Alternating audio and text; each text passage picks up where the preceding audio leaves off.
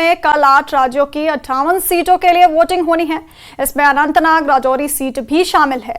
इस लोकसभा सीट पर पहले 7 मई को तीसरे चरण में मतदान होना था। बारिश, बर्फबारी और खराब मौसम के चलते मतदान की तारीख बदलकर 25 मई कर दी गई।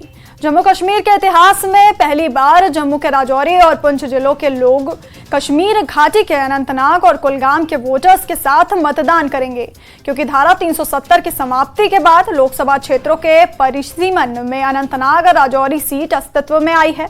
इस सीट की बात करें तो करीब 18.3 लाख वोटर्स में 8.9 लाख महिलाएं हैं। वहीं करीब 81,000 पहली बार मतदाता अपना वोट डालेंगे। पूरे निर्वाचन क्षेत्र में कुल 2,338 मतदान केंद्र बनाए गए हैं। इनमें से 2,113 ग्रामीण क्षेत्रों में और 225 शहरी क्षेत्रों में हैं। इस सीट पर पीडीपी से महबूबा मुफ्ती अपनी पार्टी से जफर इकबाल मनहास और नेशनल कॉन्फ्रेंस के मियां अल्ताफ के बीच त्रिकोणीय मुकाबला है। हालांकि यहां से कुल 20 उम्मीदवार मैदान में हैं। बीजेपी की ओर से यहां कोई उम्मीदवार ना उतारकर अपनी पार्टी के जफर मनहास का समर्थन करने का फैसला किया गया है।